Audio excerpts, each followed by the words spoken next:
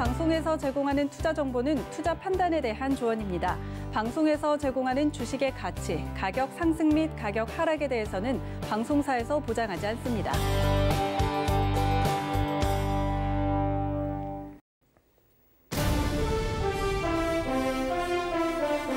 시청자 여러분 안녕하십니까. 긴급진단 2020 미국의 선택은 그 두 번째 시간 그리고 오늘이 마지막 시간이 될 것 같습니다. 자, 문을 열어보도록 하고요. 지금 미국 대선이 불확실성에 또 휩싸이고 있는 상황입니다. 당선자 발표가 지금 늦어지고 있는 상황이고요. 양 후보 간에 지금 동상이몽이라고 표현을 할 수가 있겠죠. 트럼프 대통령 같은 경우에는 이제 불복 소송에 본격적으로 들어가면서 개표가 지금 지연이 되고 있는 상황이고요. 또 조 바이든 후보 같은 경우에는 이제 인수위원회 웹사이트를 조금 전에 개설을 했습니다. 한마디로 내가 당선이 됐다. 이제부터 인수위를 꾸리고 본격적으로 2021년도 대통령 행보를 이어가겠다라는 의미로 해석이 될 수가 있습니다.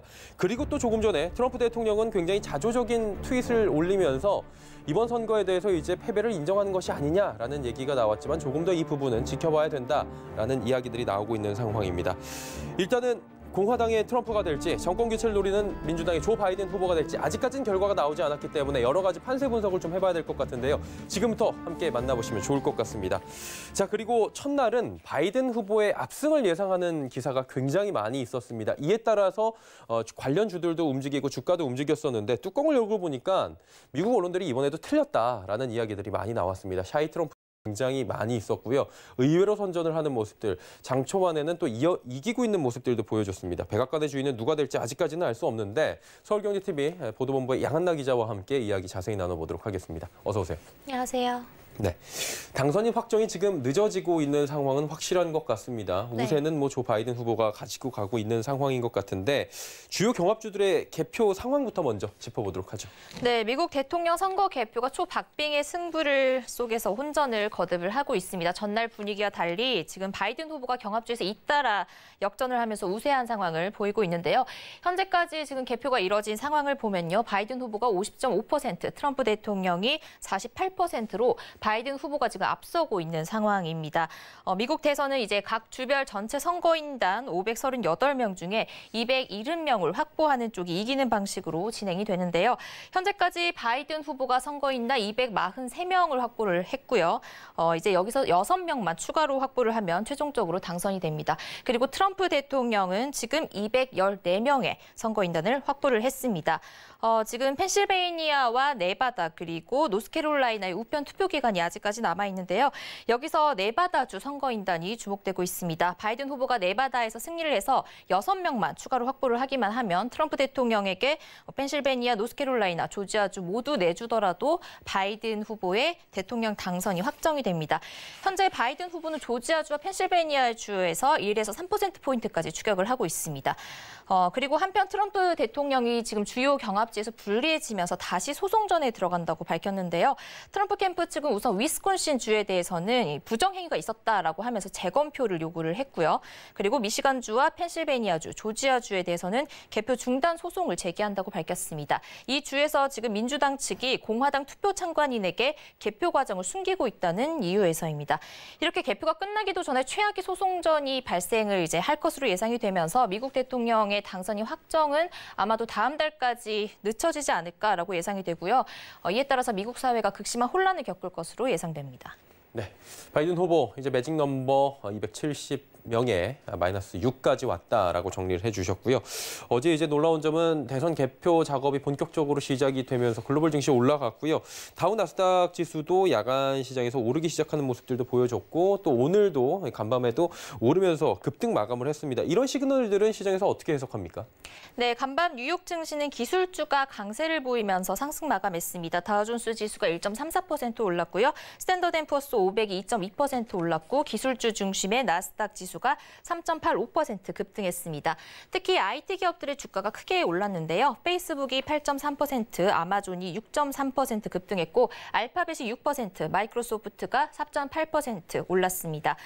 대선 개표 상황이 바이든 후보 쪽으로 유력해지고 상원은 공화당이 우세한 모습을 보이면서 이런 지금 흐름이 나오게 된 건데요. 예. 대통령이 민주당이 되고 또 상원이 공화당이 되면 여소야대로 백악관과 의회가 꾸려지면서 바이든 후보가 공약한 법인세나 양도소득세 인상안 등이 의회를 통과하기 어려워질 것이라는 기대감이 반영된 것으로 풀이됩니다. 하지만 이렇게 될 경우에 대규모 경기 부양책이 올해 안에 타결될 가능성은 낮아지면서 이는 앞으로 뉴욕 증시에 악재로 작용할 가능성이 있습니다. 네, 기술주가 오른 부분을 좀 저희가 봐야 된다라고 이야기를 해주셨고요. 상하원 이야기를 좀 해주셨는데 일단은 이번에는 상하원이 뭐 블루웨이브냐 아니냐에 따라서 굉장히 많은 정책들이 변할 것이다라는 얘기들이 있었는데 현재 선거 판세는 어떻게 나왔습니까? 네, 미국 대선과 함께 치러진 연방 상하원 의원 선거에서 공화당이 기대 이상의 성적을 거둔 것으로 전해집니다. 민주하원, 공화상원을 그대로 유지하게 된 건데요. 민주당은 하원에서 현재까지 5석을 빼앗겼지만 다수당 유지에는 여유가 있고요. 공화당은 상원에서 한 석이 줄어들게 됐지만 다수당 지위를 상실하지는 않게 됐습니다. 하원 선거에서 현재까지 당선이 확정된 정당별 의석수를 보면 민주당이 200석, 공화당이 185석으로 집계됐습니다. 민주당은 5석을 잃은 반면 공화당은 5석을 늘렸는데요. 그럼에도 연방 하원은 현재 민주당이 232명, 공화당이 197명, 무소속 1명, 공석 5명이어서 민주당의 하원 다수당 유지에는 변화가 없습니다.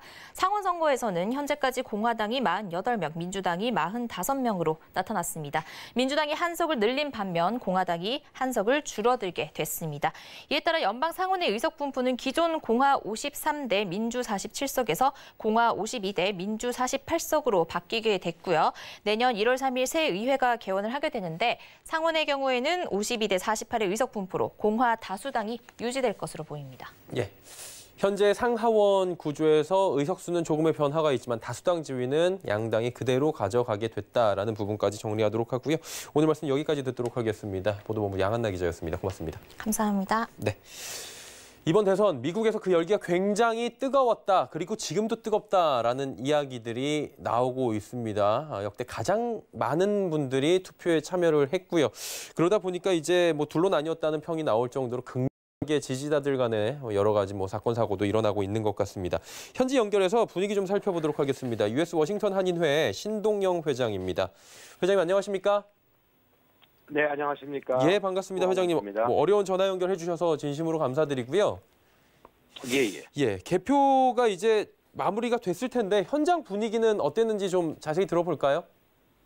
네, 우선은 이제 개표는 아직 마무리가 확실히 안 된 거는 거기 몇 주가 제가 알기로는 펜실베니아가 6일까지, 그다음에 노스캐롤라이나가 12일까지, 그다음에 위스콘신이 한 2주까지 해서 우편물이 다 와서 오픈될 때까지는 투표가 안 끝났다 하고 있는 상태고, 바이든 쪽에서는 우편물만 다 들어오고 카운트 다 하면은 나는 무조건 이긴다라는 표하고 이제 이 트럼프 쪽에서는 아니다. 지금 거기 우편에도 우리가 믿지를 못한다. 거기는 몇 가지가 있다.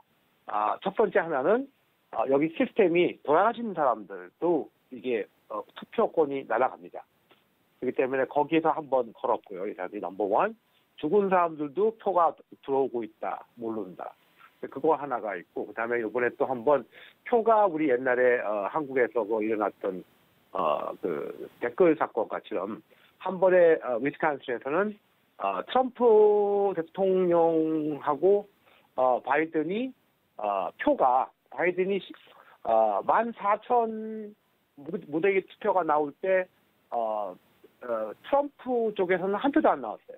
그게 실시간으로 찍힌 거 있고, 그래서 지금 현재 분위기는 이게 누가 이기냐는 것도 중요하지만 지금 현재 이게 어떻게 파장이 우리 동포들과 그다음에 우리 그 미국 한미 동맹 그다음에 지금 미국이랑 친한 나라들도 임팩이 갈 수가 있는 큰 선거이기 때문에 제가 보기에는 이 선거가 아까 앵커께서 말씀하기로 한 4달까지 가겠다는 것보다는 우리들 현 지역에 있는 사람 생각으로는 이게 법정까지 갈 경우에는 내년 3월까지도 충분히 갈 수 있고 더 하면 더 길게도 갈 수 있다라고 하는 좀 현장 분위기고요.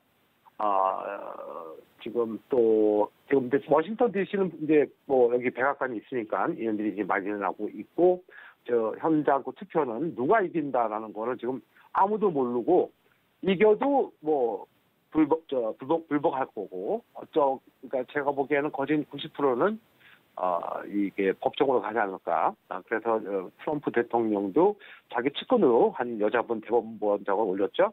그러니까 이제 6대4 정도가 되는데, 이제 한 사람이 좀 왔다 갔다 하는 대법원이 계시는데, 그분이 괜찮다 그래도 5대4로 충분히 트럼프가 이길 수 있다 하는 그런 지금 사람들이 지금 그런 말들이 지금 돌고 있습니다. 저희가 생각하는 것보다 현장에서 더욱더 장기화될 수 있고 격렬한 분위기를 좀 받으시는 것 같은데, 이런 부분이 혼란이 현장에선 더 있다고 들었어요. 트럼프 유세단들이 뭐 개표 현장에 난입하는 충돌도 있었고 여러 가지 사건 사고가 있었다고 들었는데, 회장님 이 부분 조금만 더 말씀을 해주실 수 있나요? 예, 지금 D.C.는 이제 11월 3일, 우리 3일 때 아주 평온했어요. 그렇게 많은 그 시위자도 많이 안 모였고, 제가 알기로는 한 100, 200 정도 몰고 왔다 갔다 하고, 기자가 좀 더 많았어요. 기자님들도 많았고, 혹시나 무슨 일 날까봐. 그 다음에 뭐, 다른 그 인시던트는 한 4명 정도가, 이제 프로테스트 하는 사람들이 잡혀갔고, 또 4명이 이제 Black Lives Matter 하는 팀하고, Proud Boy. 그러니까 Proud Boy는, 우리 트럼프 대통령 팀이고요. 그 다음에 Black Lives Matter들은 이제 바이든 지지자인데, 바이든 지지자들이 트럼프 지지자들을 칼로 이렇게 찌르고 간 게 4명, 그게 사건은 한 번 있고, 지금까지는 아무런 사건이 없고요. 잠시 지금, 환경을 얘기한다면은, 모든 상가가, 아래쪽에 있는 상가들은, 방패 같이 이렇게 나무로 다 이렇게 태풍호모 막는 식으로, 보드 다 막고 있고, 물건도 다 빼가서 집으로 갖고 가고요. 했기 때문에, 아마 탈취나 이런 부시고 들어가서 하는 거는, 없었던 것 같아요. 어차피 뭐 들어가봤자 아무것도 없으니까. 그래서 그 정도까지 지금 자고, 지금 알다시피, 미국은 지금 싸대기가 났습니다. 총알 같은 것들이. 그래가지고, 뭐 30전을 하던 뭐 총알 하나가 뭐 1, 2불 얼마로 뛰고, 그래서 이렇게 만약의 경우를 택해서 사람들이 많이 샀으니까, 지금 굉장히, 우리 입장으로서는 굉장히 지금, 긴장되는 순간이죠. 따지고 보면은, 누가 되든 간에. 네, 그렇게 그 정도의 지금, 힘든 상태입니다. 예. 이 부분 조금만 더 저희가 궁금해하는 게, 지금 폭력 사태나 군대 배치 이런 부분도 실제로 있는지 많은 분들이 궁금해 하시거든요. 군대 배치되고 막 이런 부분도 있는 거예요? 아니, 지금 주마다 다 틀리거든요. 예. 이게. 주에서 허락을 받고, 이제 방위병이죠. 군인도 아니고 경찰도 아니고 중간병 되는 사람이죠. 이제 방위병들이 이제 한 1000명씩 정도 이렇게 타관에 배치를 하고 있다는 몇 주는 있고, 아직 워싱턴은 없습니다. 우리 알기로 한 500명 정도가 좀 있는 줄 알고 있는데, 어저께 거리에서 못 봤어요. 못 보고, 경찰 동역만, 전 동역이 이제, DCPD 애들이 좀 나와 있고요. 지금 이제 요게 조금 오늘은 좀, 워싱턴에 사람이 더 모였어요. 더 모여서, 이게 언제 일촉즉발로 싸움이 될지는, 모르고 있습니다. 그래서 지금 굉장히 긴장감 도는 지금 상태인데, 서로들. 저는 어저께는 잘 넘어갔어요. 네. 이 중에서 누군가가 먼저 시작을 하거나, 또 뭐 어느 팀이 한번 시작을 했다 그러면은 걷잡을 수 없는 이 폭력 상태로 가고, 이렇게 될 수가 있죠. 그래서 한마디로 지금 굉장히 사람들이 다 무서워하는 경향이 많이 있고, 특히 또 이 코로나 팬데믹 때문에 사람들이 좀 일을 못하고, 경제가 어떻게 돌아가나가 있고, 거진 여기에 많은 분들이, 실직자들이 지금, 정부에서 주는 돈을 갖고 살고 있는데, 왜냐하면 일을 나갈래도 팬데믹 때문에 일이 제한이 됐기 때문에, 우리 국민들이, 사람들이 가서 일을 못 합니다. 근데 지금 이 국회가 이쪽에서 지금 난리가 나고, 서로들 내일 준다, 안 준다 하다가, 지금 이제 나쁜 말로 꽝이 났거든요. 근데 이게 지금 정부가 다시 올 때까지 살라 그러면은 3월달, 2월달까지 가면은 지금 7월달에 스탑을 했거든요. 8, 9, 10, 11, 12, 1, 2, 3. 8개월 동안 돈을 못 번다면은, 지금 집 쫓겨나는 사람도 많을 거고, 지금 6개월 동안은 이제 보장을 해줬어요. 정부에서 이제 더 이상, 이젝션이 없다. 쫓겨나는 건 없다고 이렇게 얘기를 했는데, 지금 이제 6개월이 다 지나가고 이게 풀렸거든요. 그러니까, 한꺼번에, 이게 두 가지예요. 한꺼번에 6개월 밀린 걸 내야 되는 사람도 있고, 만약에 30년 동안, 융자를 냈으면 30년 플러스 6개월 내는 사람이 있어요. 그러니까 6개월 있다 한꺼번에 내는 사람들은 다 나갈 준비해야죠. 경제적으로는. 그래서 좀 경제적 타격도 있고, 지금 병세도 강화되고, 아무튼 굉장히 좀 나쁜 좀 상태고, 특히 우리나라 교포님들은, 하는 일들이 세탁소, 델리, 그 다음에 미장원, 네일샵, 이런 것들을 해서 먹고 사시는데 지금 다 문이 닫혔고, 식당들도 마찬가지입니다. 식당들도 문은 열었지만, 3분의 1 정도의 비즈니스가 들어오니까요. 그리고 안 나오니까 사람들이 미국에서 법에서 못 나오게 하니까 못 나가고 거리 유지하고 풀었다 줄였다 풀었다 줄였다 하니까 우리나라 국민들 세탁소 같은 사람 하시는 분들은 지금 한국에서 여기 미국 사람들이 일을 하면서 돌아다녀야지 옷을 맡기는데 집에 있으니 옷이 안 들어오죠. 그런 것도 있고 내일도 마찬가지예요. 내일은 만지지도 못하게 하는 거니까. 미장원도 마찬가지고 그래서 우리나라 교포님들도 타격이 지금 엄청 많이 있습니다. 아마 그 정도까지 지금 상황이 급박하다는 걸 좀 전해주고 싶습니다. 예. 회장님 오늘 감사한 정보 저희가 들었고요. 말씀 여기까지 듣도록 하겠습니다. 고맙습니다. 네, 감사합니다. 예, 네. US 워싱턴 한인회 신동영 회장이었고요. 자, 계속해서 미국의 선택 이어가도록 하겠습니다.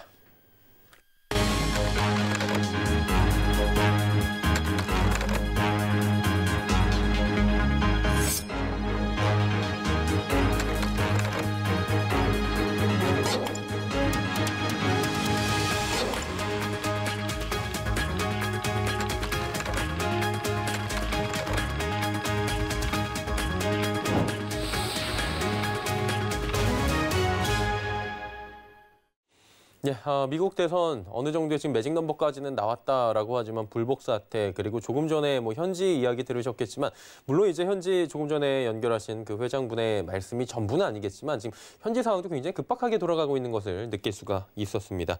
자, 그렇다면 새로운 대통령이 탄생하게 될지 트럼프 대통령이 연임을 하게 될지 하나하나 좀 따져보도록 하겠습니다. SPN 김형진 대표와 함께합니다. 어서 오세요. 안녕하십니까? 네. 어제 저녁까지만 해도 사실은 이제 트럼프 대통령이 어느 정도로 이제 여유 있게 가져갈 것이다 이런 보도들 예측들도 나왔는데 지금 완전히 또 자고 일어나니까 반전이 됐더라고요. 저는 자고 일어나서 나스닥부터 봤거든요.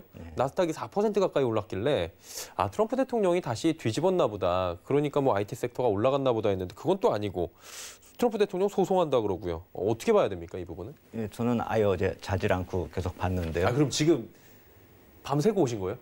아침에 조금 잤습니다. 예. 예. 그래서 그 시장 흐름에 대해서 저도 이제 계속 지켜봤거든요. 예. 그런데 그렇게 지금 방금 전에 나온 그런 뉴스 인터뷰요. 예. 인터뷰에서 나오는 것처럼 심각한 그런 일이 더 확산이 되지만 않는다면 네. 불복에 대한 얘기가 딱 나왔을 때 그게 우리 시간으로 한 오전 4시경 정도에 나왔거든요. 예. 쭉 밀리더라고요. 다우나 나스닥이나 상관없이. 하지만 그 폭이 크지가 않았습니다.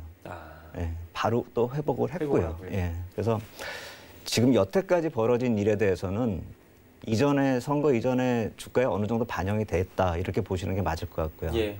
저게 이제 어느 정도로 확산이 되고 기간이 어느 정도로 길어지느냐 그게 중요할 것 같아요. 근데 우리가 예전에 한번 이런 일을 또 한번 겪었기 때문에 그렇죠. 그때 같은 일이 또 벌어지는 게 아니냐 했는데 그거에 대해서는 우리가 이 선거 이전에 그런 일이 있었기 때문에 불복이 되면 어떻게 하느냐 해가지고 주가가 빠진 게 있거든요, 실제로. 예. 그러니까 어느 정도까지는 시장에 별로 영향을 안 미칠 것 같아요. 그래서 오늘까지도 지금 시장이 안 밀리고 있다 이렇게 생각이 되거든요.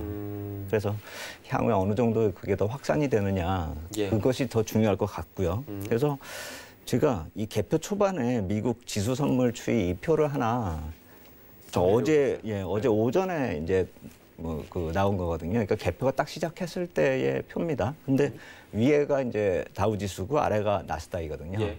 근데 그동안에 바이든 쪽이 우세하다 해가지고 나스닥이 좀 많이 밀렸어요. 그렇죠. 네. 그래서 트럼프 대통령이 좀 우세하다라고 하니까 위에 저 다우지수가 쭉 밀리는 거예요. 네. 그리고 근데 나스닥은 아래쪽에 있다가 싹 올라오는 거고요. 근데 그게 얼마 안 갔어요. 한 11시 반? 저 표 아까 보여드린 표에 보면 11시 반까지 진행이 되다가 예. 이렇게 싹 이렇게 뭐라고 해야 되나요? X자로 이렇게 딱 하다가 예. 같이 이제 움직이기 시작하는 거예요. 그다음부터는. 사실 그러니까 어느 정도의 불확실성이 해소가 됐기 때문에 선거제로는 어제 개표 11시 반 지나면서부터는 누가 되든지 상관없이 시장이 올라가기 시작했다. 이렇게 봐야 되거든요. 네. 불확실성이 해소가 됐다. 다만 그런 측면에서 해석을 한다면은 지금 나타나고 있는 저런 불확실성이 어느 정도 확산이 되느냐 우리가 그것만 가늠해야 될 것 같은데 그걸 전략상으로 놓고 봤을 때 우리가 알 수가 없는데 저게 확산이 될 거다 해가지고 지금 주식을 팔기도 그렇고 네. 제가 봤을 때는 지금 보유자는 그냥 보유하는 것이고 현금 보유자가 지금 살 필요는 없지 않나.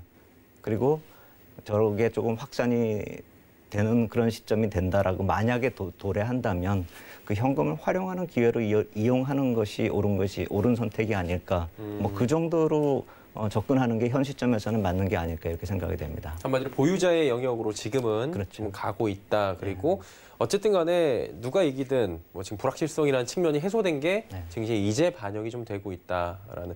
기재부 쪽에서도 오늘 그 점검회의 긴급으로 했는데 김용범 제1차관이 많이 선반영이 돼 있다. 리스크에 대해서는 이런 그렇죠. 얘기를 또 하시더라고요. 일단은 미국 대선이 언제 마무리가 될지는 모르겠지만 어느 정도 국면에 접어들게 될 거고요. 그러다 보면 이제 이 차후를 저리는 생각을 해야 되는데 이 뒤에 글로벌 경제도 참 지금 코로나 때문에 그런지 몰라도 여러 가지 뭐 전망들이 나오잖아요. 어떻게 보십니까? 그렇죠. 지금 선거만 아니면은 사실 미국 재무부나 FRB 쪽에 모든 게 관심이 가야 되는 그렇죠. 타이밍이거든요. 네. 오늘 밤에 FOMC 회의가 있는데 네. 지금 아무도 거기에 대해서 얘기를 안 하고 있습니다. 그리고 그렇죠. 재무부 쪽에서 어제부터 계속 자료를 내보내고 있는데 그 또한 관심 바뀝니다. 지금 선거가 워낙에 누가 이기지도 않고 지지도 않고 좀 황당한 일로 벌어지고 있기 때문에 사람들의 관심이 저쪽에 가서 지금 경제 쪽에 오히려 관심이 없는 그런 모습인데 제 생각엔 저게 조기에 마무리된다면 이제 우리가 이 경제 흐름에 대해서 포커스를 좀 맞춰서 가야 될 것 같아요. 굉장히 빠르게 변화가 되고 있고 진행이 되고 있는데 우리가 그걸 놓치면 안 된다라고 생각이 됩니다. 그래서 제가 오늘은 몇 가지 표를 가져왔는데 시간 되는 대로까지 진행을 해보고요. 최대한 해보죠. 그래서 이제 집권당이 어디가 될 건지 그것은 사실 어디가 되느냐에 따라서 뭐 속도가 좀 틀려질 수는 있다라고 생각이 되는데 지금 대통령하고 의회가 또 저런 식으로 바이든이 되고 뭐 공화당 쪽에서 상원을 차지하고 뭐 이렇게 되면은 예전하고 달라질 게 하나도 없게 되기 때문에 계속 어떤 정책을 지피는 데 있어서 막말로 이렇게 질척거릴 수가 있는 그런 상황으로 계속 진행이 되는 거거든요. 그러면 또 재정 정책이 언제 나올지가 또 불분명해지는 것이고요. 그래서 저런 모습이면 또 불확실성이 그쪽에서 이제 확대되는 게 아닌가. 이쪽 선거 불확실성이 마무리되면 이제 저쪽이 또 불확실성이 또 이제 그때부터가 문제가 될 텐데 그것만 좀 어느 정도 해결이 돼준다라고 한다면 그러니까 이 선거가 좀 깨끗이 봉합이 되면은 그쪽도 좀 진행이 잘 될 텐데 이게 어떻게 봉합이 되느냐에 따라서 또 공화당 쪽 상원 쪽에서 어떻게 움직일지는 모르니까요. 뒤끝 나올 수도 있다는 그렇죠. 거죠. 그래서 이게 좀 제대로 마무리된다라는 전제하에서 얘기 시작을 해야 될 것 같아요. 그래서 이거는 제가 이제부터 드리는 경제 말씀은 선거가 깨끗이 봉합이 된다라고 전제를 깔고 시작하는 거예요. 대전제는 좀 어느 정도 잘 정리가 된다. 만약 그게 안 되면 아무것도 안 되는 거니까요. 근데 저는 조만간 되지 않을까. 지금 트럼프 대통령 반응 같은 걸 봤을 때는 뭐 그렇게 예전처럼 한 달을 끌고 가는 그런 일까지 벌어질까 하는 생각도 들고요. 그래서 일단 경제 쪽으로 이제 말씀을 드리는데 제가 예전에 지난주 정도에 이 평균 목표 물가 관리제 요걸 말씀을 드렸었거든요. 근데 이제 지금 표에서도 이제 보실 수가 있는 저 표에 대해서 말씀을 드리려고 하는데 제가 왜 다시 또 가져왔냐면은 재무부 쪽에서 이제 그 재무 계획을 발표하는 데하고 연관이 되기 때문이거든요. 그래서 재무부가 3분기 경제 흐름 분석을 했을 때 이 지난 팬데믹 때문에 손실이 난 부분에 GDP가 66% 회복이 되고 일자리가 52% 회복이 됐다라고 얘기를 했는데 예. 이 일자리가 문제거든요. 절반밖에 회복이 안 된 거거든요. 예. 그래서 재정 정책을 하는 이유도 사실 이 일자리 회복을 위한 것인데 네. 저 평균 목표 물가 관리제 저 자체도 이 일자리를 회복시키기 위해서 물가를 어느 정도 양보하겠다라는 FRB의 그 스탠스거든요. 예. 그래서 이 재무부 쪽 얘기하고 FRB가 미리 얘기했었던 8월에 얘기했었던 평균 목표 물가 관리제하고 일맥상통하다는 것이죠. 그래서 저 표를 좀 더 제가 일목요연하게 말씀을 드리면은 이 가운데에 2% 색선으로 오렌지 색선으로 딱 거져 있는 것이고 저게 기준인가요? 네. 2%가 목표예요. 목표. 예, 2012년 기준으로 계속 2%씩 상승을 해야 된다라는 거예요. 평균이란 말이 계속 2%가 올라간다는 뜻이거든요. 그래서 그걸 이제 저 2%로 오렌지 색선을 그은 것이고 실제 물가가 어떻게 변동했는지를 제가 녹색 그래프로 했네요. 그렇죠. 그래프에서 여태까지 진행 상황은 푸른색 선으로 예, 이제 그려져 있는 것이고 그 뒤는 이제 목표가 되는 인플레이션 촉도가 되는 거죠. 예. 목표치가 되는 목표치요. 거죠. 예. 근데 저 오렌지색 선보다 지금 2% 아래쪽에 많이 내려와 있잖아요. 그렇죠. 전체적으로. 그러니까 저걸 어디서 메워야 된다는 것이죠. 그러니까 제가 저 표가 일반 투자자분들이 가장 이해가 쉬울 것 같아서 저 표를 선택해서 가져온 거거든요. 그러니까 앞에서 내려온 부분만큼 위에서 물가를 올리겠다라는 겁니다. 예. 그래서 예전 같으면 저 2% 기준으로 올라가면은 FRB가 긴축으로 들어갈 빌미가 되기 때문에 시장이 상당히 우려를 했었는데 저렇게까지 목표치를 올려버린 것이죠. 예. 2023년까지 단기적으로 목표를 하면은 저 위에 목표 선이 되는 것이고요. 네. 2026년까지 저걸 채우겠다라고 하면은 빨간색이 되는 거고요. 붉은색이 돼서 좀 낮은 인플레이션이 되는데 그래도 다 2% 위잖아요. 그렇죠. 예. 낮음에도 불구하고 빨간색 선도 2026년까지 평균치를 놓고 보면 2.5%가 넘어가요. 높네요. 예, 그럼 상당히 높은 것이고 예. 제가 또 저 표하고 연동되는 게 뭐냐면 저게 주가 지수하고 똑같이 움직여요. 저 물가가요. 예. 왜냐하면 그렇게 될 수밖에 없는 게 통화 정책하고 투자 심리가 연동돼서 같이 가는 거죠. 예, 같이 움직이기 때문에 네. 통화 정책만으로만 놓고 봐도 저런 색선으로 움직인다는 것이죠. 실제로 제가 예전에도 한번 그거를 보여드린 적이 있어요. 예. 이 시간에. 근데 만약에 저렇게 높이 올라가는 물가를 연동시켜서 생각을 해본다면 예. 전고점을 넘어선다라는 것이죠. 그리고 그렇네요. 훨씬 더 간다는 예. 것이죠. 그래서 FRB 쪽에서 저런 식의 것을 공식화해서 발표를 한 것이 아니라 저거는 지금 시장하고의 소통을 한다는 차원에서 어느 정도 홈페이지에 올려놓은 거거든요. 지금. 예. 그래서 저거가 지금 공식화되지 않았기 때문에 그렇게 파급 효과는 크지 않지만 저런 식으로 추구하겠다라고 공식화해버리면은 시장에 주는 임팩트는 좀 클 거라고 생각이 돼요. 그래서 이 표를 가져온 것이고 저것이 실행이 될 것이다라는 전제를 깔고 앞으로 시장을 볼 필요가 있다라는 것이죠. 어차피 저 정확한 수치 저거는 도달이 될지 안 될지 아무도 몰라요. 네. 하지만 저걸 목표로 가겠다라는 것이거든요. 그래야지만 어느 정도에 맞추죠. 고용이 해결된다 이 얘기거든요. 그래서 고용이 해결될 때까지는 계속 간다. 돈을 계속 푼다 이 개념이거든요. 예. 그래서 오늘은 이 뒤에 이어서 어느 정도 돈을 풀지에 대해서도 또 자료를 준비해 왔습니다. 그러니까 저런 자료들을 보면서 저희가 이제 향후에 지금 이번 대선이 어느 정도 잘 봉합이 됐을 때 그리고 코로나를 극복하기 위해서 미 재무부에서 필요한 자금이나 여러 가지를 돈을 어떻게 찍어낼 것이냐 이 부분을 중점적으로 말씀을 해주고 계신 건데 그럼 바로 들어보도록 하죠. 네. 재무부 이제 자금 조달 계획 나왔잖아요. 그게 이제 예. 오늘 새벽에 나온 거고요. 네네. 그래서 아까 말씀하신 대로 장이 끝나니까 이게 나오고 해서 이것도 자료를 준비를 해봤습니다. 예. 그래서 채권 발행 증가액을 제가 그래프를 이렇게 딱 표시를 해봤는데 예. 빨간색 그래프로 이렇게 쭉쭉 올라오고 있는 그런 그래프인데 지금 나오고 있어요. 네. 예. 이제 맨 오른쪽 거가 이제 내년 1분기예요. 저 분기당 발행되는 양인데 예. 절대치가 아니라 그러니까 총액이 아니라 증가분을 제가 뽑은 거예요. 아. 그러니까 절대치는 상환이 되면 시장에서 다시 또 만기되면 또 다른 사람 그쵸. 그 산 사람이 또 사고 그렇게 넘어갈 거예요. 예. 이자를 취한 다음에 그렇기 때문에 순증액이 얼마나 늘어나느냐에 따라 시장의 부담이 이제 늘어나고 줄어들고 하는 것인데 지금 보시면 순증액 중에서 올해 2분기에서 확 늘어났었던 단기물은 제가 뺐어요. 워낙에 많기 때문에 그때 팬데믹 때문에 코로나 때문에 2분기에 왕창 이게 늘어났기 때문에 그렇게 하면 표들이 막대기가 다 똑같이 아래로 내려갑니다. 그쵸. 구분이 안 되기 때문에 그건 단기물 채권은 빼버렸거든요. 순증으로 지금. 그렇죠. 그래서. 그래서 이제 순증액 중에서 올해 2분기에 많이 늘어났었던 부분은 제외하고 보면은 이제 어느 정도 그 추이가 나타나니까요. 예. 그래서 보시면은 매 분기 매년 4분기하고 1분기는 원래 많았어요. 그러니까 재정 집행을 4분기하고 연말 연초에 많이 하게끔 예, 그렇게 되는 것이죠. 근데 올해 4분기도 지금 많이 늘어난 것인데 그거하고 거의 비슷한 것입니다. 지금 저 금액이 단기물로 4,360억 달러고요. 중기물이 6,910억 달러 해서 내년 1분기에 늘어나는 게 1조 1,270억 달러예요. 근데 아까 말씀드렸듯이 만약에 이번 대통령 바뀐 다음에 공화당이 협조를 해서 그러니까 만약에 바뀐 다음에 공화당이 협조를 해가지고 저기다가 2조 달러를 더 추가를 하게 된다면 엄청난 양이 발행이 되는 것이죠. 네, 그래서 저는 저거가 되려면은 FRB 쪽에서 협조가 가야 된다라는 것이죠. 올해 2분기처럼요.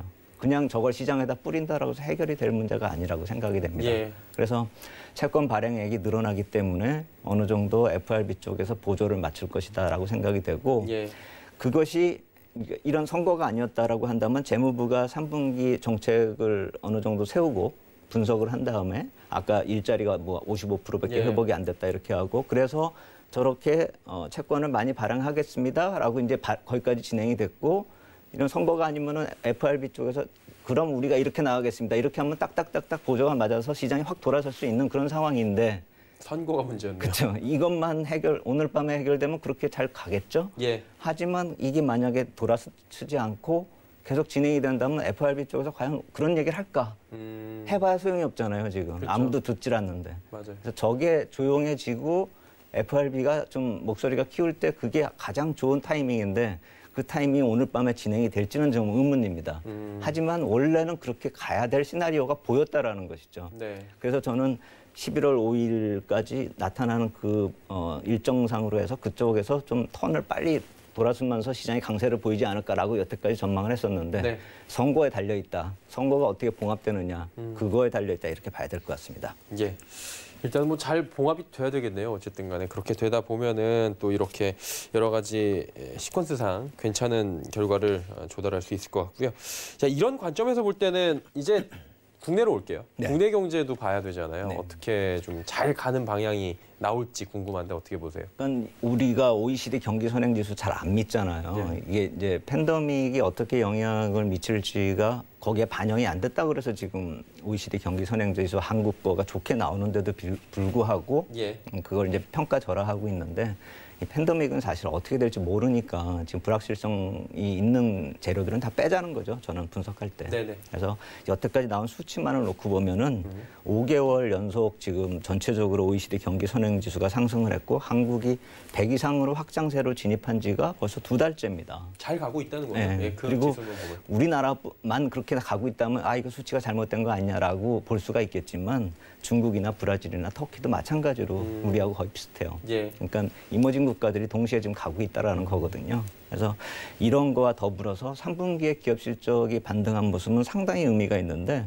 상반기 영업이익 다 합쳐서 상장사가 43조가 나왔는데 3분기에 35조가 예상이 되고 있거든요. 완전히 지금 마무리가 안 됐으니까요. 그렇다고 본다면 상반기에 거의 70% 이상이 산 거죠. 그죠. 상반기에 70% 이상이 3분기에 나왔기 때문에 바닥은 쳤다 이거죠. 2분기에. 그럼 3분기에 돌아서고 4분기에도 넘어서고 하면은 내년 같은 경우로 보면 2019년에 좀 안 좋았었던 제일 안 좋았었던 최근에 나타났었던 그 연간으로 봤을 때 한 100조 겨우 넘는 영업이익이 내년 가면 한 20-30%가 증가할 수 있다는 것이죠. 지금 추세대로 간다라고 한다면요.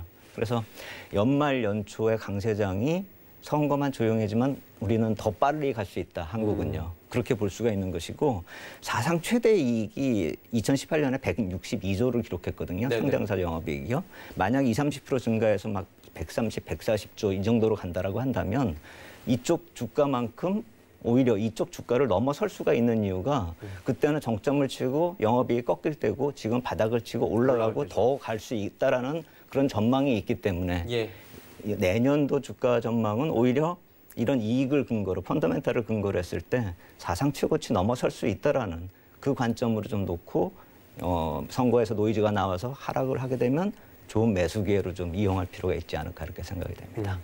일단 선거가 잘 봉합이 되면 여러 가지 좋은 시퀀스들이 좀 나올 것 같다라고 말씀을 해주셨고요. 한국 경제는 내년도에 상대적으로 강세를 보일 수 있는 확률이 굉장히 높다라고 저희가 이야기 나눠봤습니다. 김영진 대표와 함께했고요. 오늘 말씀 여기까지 듣도록 하겠습니다. 고맙습니다. 감사합니다. 네. 개표 결과에 많은 분들이 지금 관심을 갖고 계실 겁니다. 조 바이든 후보와 트럼프 대통령 지금 박빙이다라고는 얘기는 하는데 바이든 후보가 지금 당선될 확률이 높아지고 있다라고 시장은 또 베팅을 하고 있는 상황입니다. 자, 그렇다면 바이든 후보가 이끌어갈 미국 후의 방향성에 대해서도 저희가 알아봐야 될 텐데요. 한수정 앵커가 준비해봤습니다. 네, 확인하고 계신 것처럼 바이든 후보가 조금 더 유력한 상황입니다. 그렇다면 조 바이든 후보가 당선이 된다면 한국 경제에 어떤 영향을 미칠 수 있을까요? 바이든의 말말말 분야별로 정리를 해봤습니다. 하나씩 살펴보시죠. 먼저 첫 번째로 이 단어를 가지고 왔습니다. Made in America by all of America's workers. 미국인에 의한 미국 내 생산이라는 말인데요. 아무래도 이 바이든 대통령 후보는 임기 첫 주에 미국산 구매 행정명령을 서명하겠다고 발표를 했고요. 또 미국산 구매 확대를 통한 미국 내 공급망을 재건하도록 도모를 하겠다라고 밝혔습니다. 그래서 재정 지출을 확대하고 중산층 임금 인상 등 미국 경제 회복을 강화할 것으로 예상이 되는데요. 또 반면에 미국 일자리를 해외로 이전하는 기업에는 세금을 부과하는 등 자국을 보호하는 정책들을 펼칠 것으로 보입니다. 자국을 보호한다는 입장은 트럼프와 같지만 트럼프 대통령보다는 대외적으로 조금 더 우호적인 입장을 취할 것으로 예상이 됩니다. 그래서 세계 교역 물량은 더욱더 높아질 것으로 예상이 되고 수출 비중이 높은 한국 경제에는 조금 더 긍정적인 영향을 줄 것으로 예상이 되는데요. 그래서 한국 경제 성장률 연평균 0.1에서 0.4%포인트 정도가 상승 압력을 받을 것으로 예상이 됩니다. 다음 보시죠. 다음 말은요, 이 말을 뽑았습니다. 트럼프 친구 김정은은 불량배, 이렇게 토론회에서 바이든 후보가 이야기를 했습니다. 자, 트럼프 대통령과는 토론회에서 이렇게 비난을 했는데요. 트럼프는 북한에 정당성만 부여를 하고 있다. 모든 핵과 미사일을 포기할 때까지 대북 제재를 유지하겠다라고 이야기를 했습니다.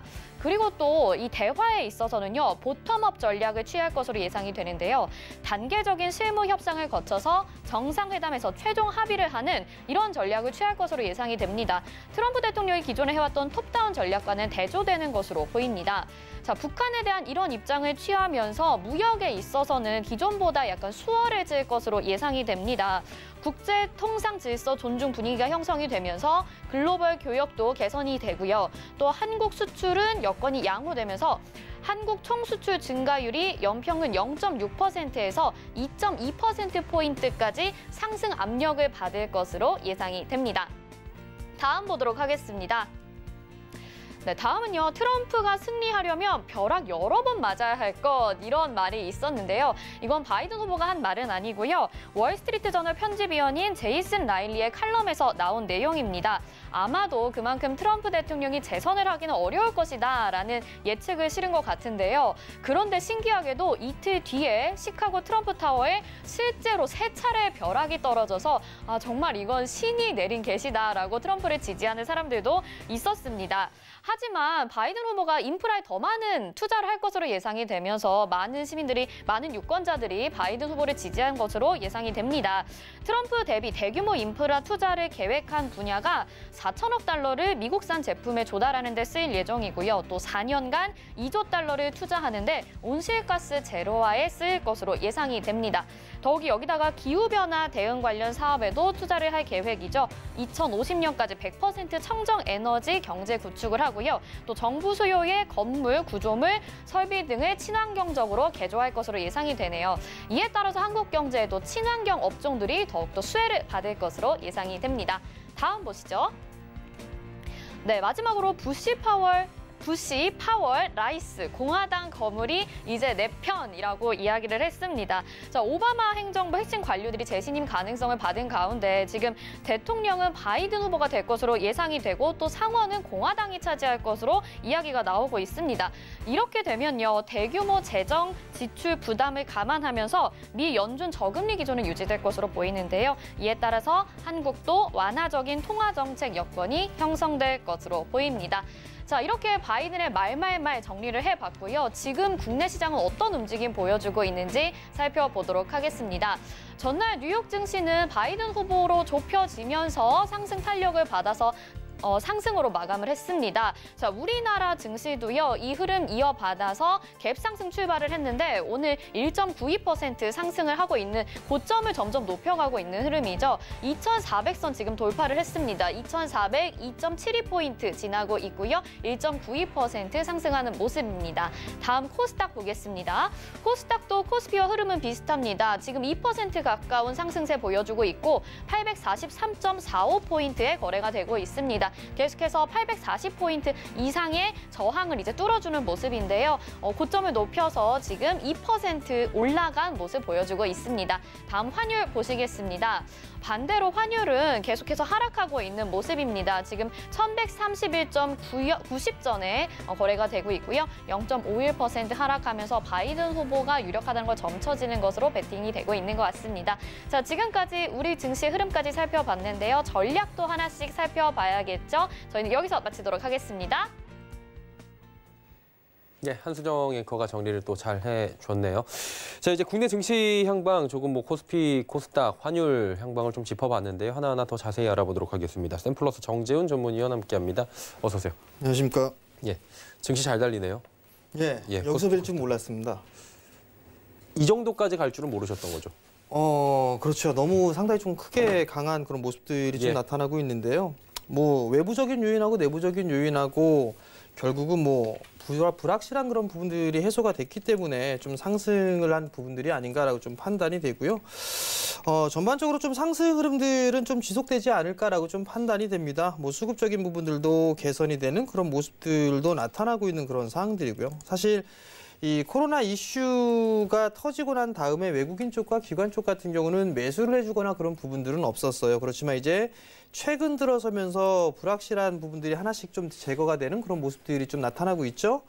결국 뭐 금일 같은 경우 외국인 쪽도 거래소 시장에서 공격적인 매수세가 유입이 되고 있는 그런 상황들이고요. 기관 쪽도 3거래일 연속적으로 매수를 해주는 그런 모습들은 뭐 긍정적으로 좀 보셔도 좋지 않을까라고 좀 판단이 되고요. 이러한 부분들은 뭐 내년도 시장까지도 이어진 그럴 가능성이 좀 높아 보입니다.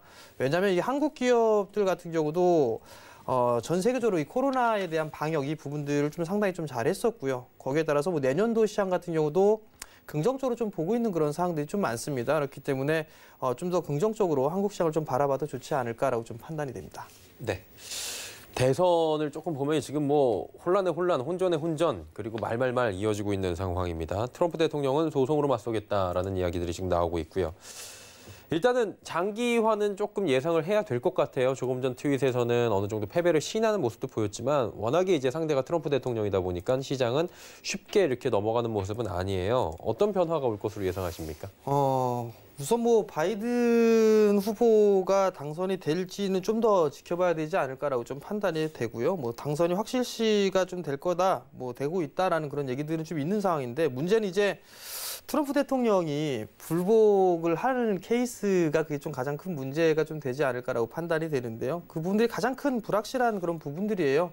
시장에서 증시에서는 불확실한 부분들이 가장 악재로 좀 볼 수가 있는 그런 사항들인데요. 과거에 2000년도 때도 보더라도 대법원까지 갔을 때 판결이 났을 때까지가 뭐 한 달 정도의 시간이 좀 걸렸었거든요. 그러면 시장에 있어서는 불안 요인으로 좀 확대가 될 수 있는 그런 사항들입니다. 다만 이제 이 시간적인 부분들 왜 불확실한 그런 부분들이 있냐면 코로나 부분들 때문에 추가 부양책을 좀 활용을 해야 되는 그런 부분들이잖아요. 근데 그렇게 되지가 않는다라면 정책적으로 시간적인 부분들을 빨리빨리 할 수가 없는 그런 부분들이에요. 그럼 결국 정책적인 부분들도 지연이 될 수밖에 없는 그런 사항들이고 이 정책적인 부분들이 지연이 되게 되면 실물 경기에도 좀 악화가 될 수 있는 그런 부분들이 있어요. 그렇기 때문에 이 부분들이 가장 큰 불확실한 그런 부분들이다라고 좀 보면 좋지 않을까라고 좀 판단이 되고요.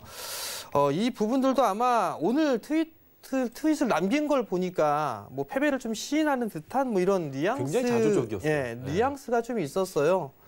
패배를 했던 부분들이 깔끔하게 인정을 하게 된다라면 오히려 증시는 좀 더 괜찮지 않을까라고 좀 판단이 되는데요.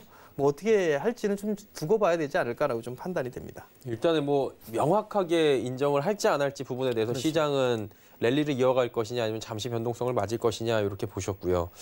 이게 제일 중요한 거는 산타 랠리 기대하시는 분들이 이제 연말쯤 되면은 많아지시잖아요. 소비 특수 기간도 있고 여러 가지 뭐 광군제부터 이벤트도 많아요. 블랙 프라이데이도 네. 있고 어떻게 좀 랠리를 기대를 해봐도 될까요?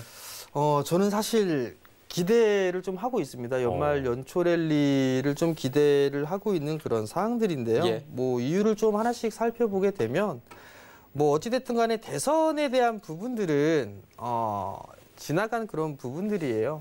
그러면 이제 국내 쪽에서 이슈로 좀 볼 수 있는 그런 부분들은 양도세에 대한 부분들이겠죠. 양도세에 대한 부분들이 어느 정도 좀 마무리가 됐어요. 마무리가 된 상황들이기 때문에 불확실한 부분들은 좀 제거가 됐다라고 좀 판단이 되고요. 거기에 따라서 외국인 쪽과 기관 쪽에 있어서 그날부터 외국인 쪽하고 기관 쪽하고 매수로 좀 전환되는 그런 모습들이 좀 나타나고 있거든요. 그러면 내부적인 요인의 이 양도세에 대한 부분들, 악재까지도 좀 해소가 됐다. 그러면 한국 시장 여전히 저평가되어 있다라고 개인적으로 좀 판단을 하고 있어요. 여전히 뭐 거래소 시장 PBR 100권역에서 거래가 되고 있는 그런 사항들이니까. 근데 이제 해외 쪽하고 국내 쪽하고에 있어서 이 부분들을 다르게 볼 필요가 없는 그런 사항들이 국내 쪽에서 가장 취약했던 부분들이 배당에 좀 상당히 인색했어요. 한국 기업들 자체가. 근데 이제 점차적으로 배당 확대 정책을 좀 쓰고 있는 그런 부분들이기 때문에 수급적인 부분들은 좀 개선이 되지 않을까라고 좀 판단이 되고요. 원달러 환율을 보더라도 지금 워낙 강세가 계속적으로 좀 유지가 되고 있는 그런 모습들이 좀 나타나고 있기 때문에 뭐 어느 정도 수급적인 부분들은 더 좋지 않을까라고 좀 판단이 되고요. 이제 마지막으로 이제 하나 동학개미들이 해야 될 부분들이 있죠. 예. 공매도입니다. 공매도는 아직까지 내년도에 대한 부분들인데요. 공매도를 좀 반대하는 그런 부분들은 아니에요. 저 개인적으로는 반대하는 부분들은 아닌데 지금 현재 상황에서 반대를 하는 이유는 너무 이 정책적인 부분들이 개인 투자자들에게는 상당히 불리하게 좀 작용을 해왔던 그런 부분들이거든요.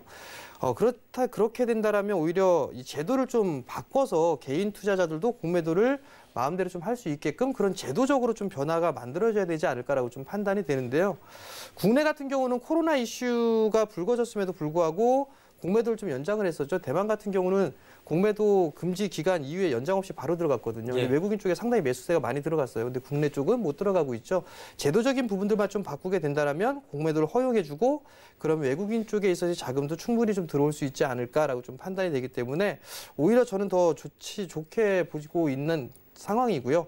연말 연초 산타 랠리나 연초 랠리는 충분히 나올 수 있다라고 좀 판단을 하고 있습니다. 뭐 제뉴얼 이펙트 뭐 이런 얘기들 뭐 매년 나오는데 올해는 좀 다르지 않을까 싶어요. 왜냐하면 이게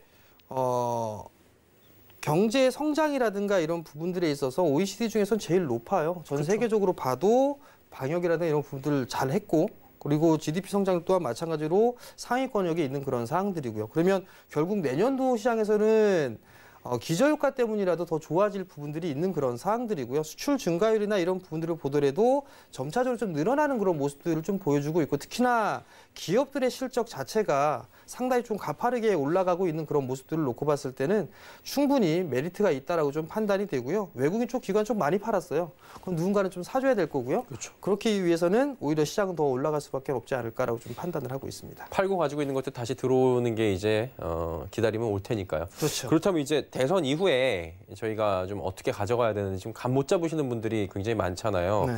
밀릴 것 같아 이런 분들도 많고요. 어떤 투자 전략 가져가는 게 좋다고 보십니까? 우선 이게 단기적으로 보느냐 긴 관점으로 보느냐 이 차이인 것 같습니다. 근데 이제 가장 공통적으로 관심을 좀 갖고 있는 그런 부분들은 바이든 후보의 정책적인 부분들을 놓고 볼 수밖에 없을 것 같은데요. 뭐니 뭐니 해도 그린 뉴딜 관련 종목군들은 관심을 가지고 봐야 되지 않을까라고 좀 판단이 되고요. 그 이유는 트럼프 대통령하고 바이든 후보 간의 정책적인 부분들이 다 틀렸어요. 근데 이제 바이든 후보 같은 경우는 SOC 사업을 확대를 하겠다라는 그런 부분들인데 신재생 쪽에 있어서의 투자를 확대를 하겠다라는 그런 부분들이 있거든요. 그러면 그린뉴딜 쪽에 있어서의 종목군들은 업종군들은 관심 있게 좀 봐야 되지 않을까라고 좀 판단이 되고요. 대부분의 이 기업들 국내 쪽에 있어서 산업재 쪽 섹터들 같은 경우는 PBR 1배 이하권역에 있는 그런 종목군들이 좀 상당히 많아요. 근데 다행히도 이들 기업들 같은 경우도 그린뉴딜 쪽에 있어서 신규 사업으로 좀 진출을 하고 있고 열심히 좀 하고 있는 그런 사항들이거든요. 그러면 가시화는 좀 충분히 나올 수가 있을 것 같아요. 국내에서만 하는 부분들이 아니라 전 세계적으로 하는 그런 부분들이기 때문에 그린뉴딜 업종군들은 여전히 좀 관심 있게 봐야 되지 않을까라고 좀 판단이 되고요. 특히나 수소라든가 아니면 태양광, 풍력 뭐 이런 쪽에 있는 업종군들은 계속적으로 좀 봐야 되지 않을까 싶어요. 오늘 같은 경우도 그린뉴딜 관련주들 상당히 좀 큰 폭으로 상승을 해주고 있는 그런 모습들이 나와주고 있는데 이거는 기대감이 일단 반영이 되고 있다라고 좀 보셔도 좋을 것 같아요. 단적으로 뭐 여러분들이 다 알고 있는 그런 종목군들일 거예요. 뭐 OCI 같은 경우 어제 급락 났었는데 오늘 8%가 넘게 급등을 하죠. 일단 흑자로 돌아서는 그런 모습들을 보여주고 있다라는 거. 그리고 신재생 에너지 쪽에 활용도가 높다라고 한다라면 OCI도 실적은 돌아설 수밖에 없을 거예요. 그런 쪽에 생각을 해봐도 좋을 것 같고요. 수소 쪽 같은 경우도 계속적으로 국내뿐만 아니라 뭐 중국 쪽하고 합작회사를 만드는다는 얘기도 있고 뭐 유럽 쪽에서도 뭐 투자를 하고 있는 그런 부분들이기 때문에 충분히 성장을 좀 할 수 있는 그런 업종군들이에요. 그렇기 때문에 그들 기업들은 계속적으로 좀 봐도 좋지 않을까라고 좀 판단이 되고요. 그다음에 풍력 쪽 같은 경우도 마찬가지죠. 숫자가 가장 잘 찍히는 게 일단 풍력 쪽이에요. 그렇기 때문에 대장의 역할을 하고 있지만 다른 업종군들 같은 경우도 흐름들이 좀 나올 수 있다라는 분들 좀 기억을 하시면 좋을 것 같고요. 또 한 부분들은 IT 쪽을 좀 놓고 볼 수가 있어요. IT를 뺄 수는 없는 그런 상황들이고요. IT 쪽 반도체 장비, 디스플레이 장비, 그 이외의 IT 부품주들은 여전히 관심 있게 봐야 되고 조정 시에는 매수 관점으로 좀 봐야 될 것 같아요. 특히나 반도체 쪽 같은 경우는 피크를 칠 때 투자에 대한 피크를 치는 게 2023년도로 예상을 하고 있는 그런 리포트도 좀 나와주고 있어요. 그리고 소부장 쪽에 있어서 정부 정책적인 수혜도 분명히 있을 것 같고요. 오늘 원익 IPS 실적 발표를 했는데 서프라이즈가 좀 나왔을 겁니다. 1,000억대가 넘게 나왔었죠. 예상치 컨센을 40% 이상 상회하는 그런 모습들이 좀 나왔다라는 거. 그렇다는 얘기는 향후에 대한 기대감이 더 클 수가 있다라는 얘기예요. 그렇기 때문에 그러한 부분들을 관심 있게 좀 봐야 될 것 같고요. 조정시는 매수 관점으로 봐도 좋지 않나라고 좀 판단이 되고 또 한 부분들은 비메모리 쪽 같은 경우도 마찬가지예요. 비메모리 쪽도 삼성 쪽에서 여전히 좀 투자를 하고 있는 그런 부분들이고 공격적으로 좀 진행을 하고 있는 그런 상황들이기 때문에 조정 시에는 좀 매수 관점으로 봐도 좋다. 제가 알아본 바에 의하면 반도체 장비 쪽에 있어서 내년 상반기 때까지는 상당히 좀 바쁘다고 합니다. 장비사도 오늘도 쭉 전화를 돌렸었는데 내년 상반기 때까지는 바쁘다. 그런 얘기를 좀 답변을 좀 들었었거든요. 봐야 되고요. 거기다 뭐 단도직입적으로 말씀을 드리게 되면 삼성 쪽에서 뭐 3자 배정 유상증자를 들어가든가 투자를 했던 그런 기업들이 있을 거예요. 중장기적인 관점에서는 독보적인 그런 기술력을 갖고 있기 때문에 투자를 했을 겁니다. 그리고 그런 종목분들은 중기적인 관점에서 좀 봐야 된다라는 부분들 좀 기억을 하시면 좋을 것 같고요. 5G 쪽이나 2차전지 쪽도 조정 시에는 매수 관점이 좀 필요하지 않나 싶어요. 5G가 어제 뭐 트럼프 후보가 앞서고 있다 뭐 이런 부분들이 있었는데요. 어찌됐든 간에 5G도 조정 시 매수 관점, 2차 전지는 성장성에 대한 부분들이 있기 때문에 마찬가지로 조정 시는 매수 관점이다라고 좀 말씀드리도록 하겠습니다. 예, 알겠습니다. 전략들 그리고 섹터들 하나하나 짚어주셨고요. 오늘 말씀 여기까지 있고 잠시 뒤에 다시 모시도록 하겠습니다. 고맙습니다. 금일본 방송에서 제공해드린 정보는 투자 판단에 대한 조언이었습니다. 해당 주식의 가치와 수익률 보장해드리지 않는다는 점 참고해 주시길 바랍니다. 저희가 준비한 소식은 여기까지입니다. 잠시 뒤에는 마감 임박 60분의 승부 바로 이어집니다. 고맙습니다.